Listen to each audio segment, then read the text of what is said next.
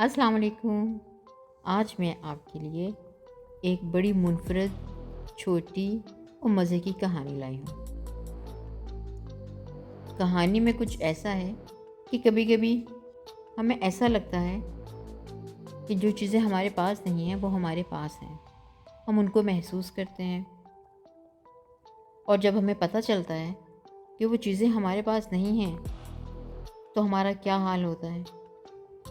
اس کہانی میں کچھ ایسا ہی ہے، تو چلیں ہم کہانی شروع کرتے ہیں۔ امید کرتی ہوں کہ آپ کو میری یہ کہانی میری باقی کہانیوں کی طرح اچھی لگے گی، اور آپ یقیناً میرے چینل کو لائک اور سبسکرائب بھی کریں گے۔ تو کہانی شروع کرتے ہیں۔ سردیوں کی کڑک رات کے 2 بجے تھے کہ اچانک دادا جان نے مجھے کہا کہ بیٹا مجھے پانی لا کر دو۔ میں دادا جان کے لیے فریج سے پانی لے کر آیا تو دیکھا دادا جان اپنے کمرے میں نہیں تھے اور ان کی چارپائی بھی نہیں تھی۔ پھر میں بھاگتا ہوا دادی کے کمرے میں گیا اور ان سے پوچھا کہ دادا جان کہاں گئے ہیں۔ دادی جان نے کہا کہ تیرا دماغ تو خراب نہیں، وہ تو تیری پیدائش سے پہلے ہی فوت ہو چکے ہیں۔ پھر میں نے پانی خود پی لیا اور اپنی دادی جان کے پاس بیٹھا ان سے کچھ کہانیاں سنتا رہا۔ پھر اپنے کمرے میں چلا گیا۔ کچھ دیر سوچتا رہا کہ یہ کیا ہو رہا ہے میرے ساتھ۔ پھر آہستہ آہستہ نیند آنے لگی اور میں سو گیا۔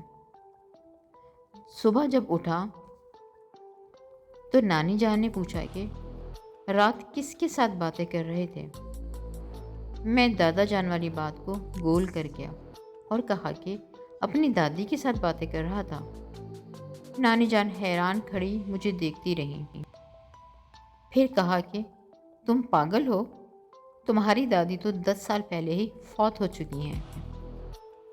پھر میں دوڑتا ہوا دادی جان کے کمرے میں گیا۔ وہاں واقعی دادی جان نہیں تھی۔ واپس آ کر دیکھا نانی جان بھی نہیں تھی۔ میں نے اپنی نوکرانی سے پوچھا کہ نانی جان کہاں ہیں۔ اس نے بتایا کہ تمہاری نانی کو فوت ہوئے 12 سال بیت چکے ہیں۔ میں روتا ہوا اپنے کمرے میں چلا گیا۔ پھر یاد آیا کہ ہماری تو کوئی نوکرانی بھی نہیں ہے۔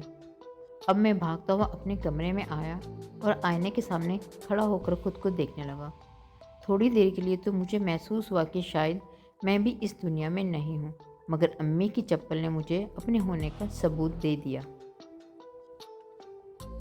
تو آپ کو یہ ہلکی پھلکی چھوٹی سی مزاحیہ کہانی کیسی لگی؟